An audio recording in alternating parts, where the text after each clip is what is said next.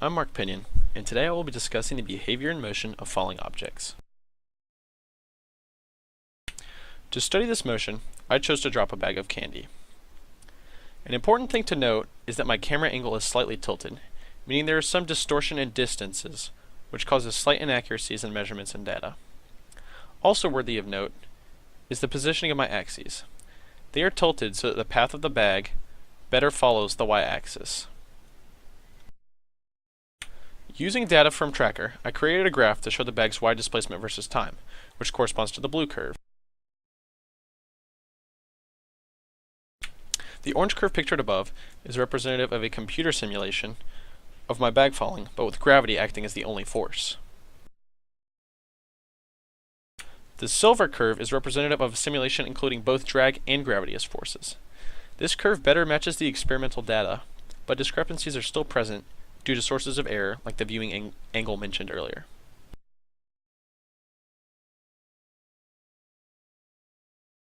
Here is my Python code, used to simulate my bag falling. I initialized the bag with a mass of 0.226 because it weighs 0.226 kilograms. I initialize the bag with a position of 0, 0, 0 and a velocity of 0 because my axes and origin are centered on the bag's initial position in Tracker, and the bag is dropped from rest. G is given a value of 9.8, which we obtain when we simplify the formula for gravitational force using the Earth's mass, its radius, and the gravitational constant.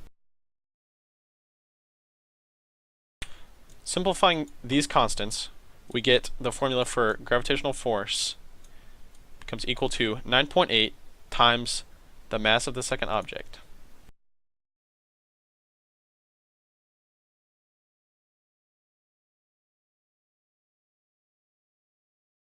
J hat is the unit vector in the direction of the y-axis and is useful in determining the direction of forces.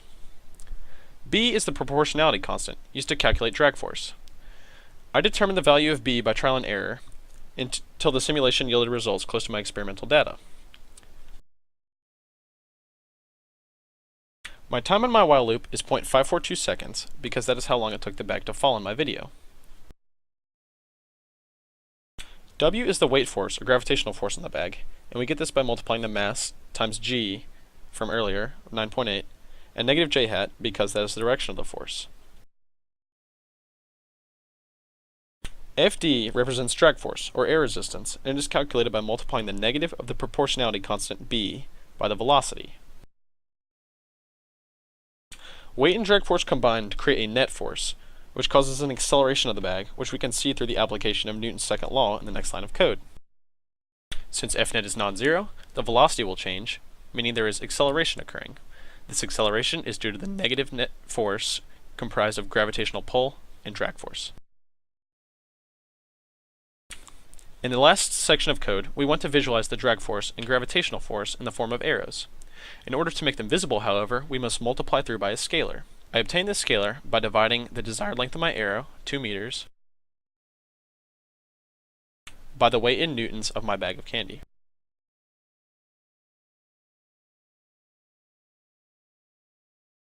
Which comes out to be 0.9. I use this as my arrow scale.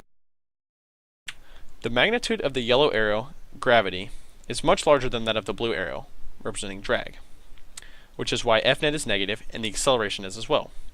This acceleration causes the bag to fall at a faster rate as time progresses, which causes the curve to become more steep.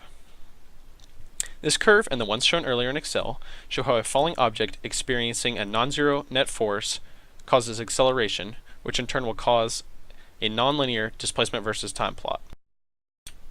The curve will continue to become steeper if the bag were to continue to fall, until the bag reaches a speed known as terminal velocity, where drag force equals gravitational force. This causes the Fnet to be 0, and stops the acceleration of the bag. Until this velocity is reached, however, Newton's second law tells us that the bag and any other object will continue accelerating due to a non-zero net force. Coming full circle, we can see that when Fnet is non-zero,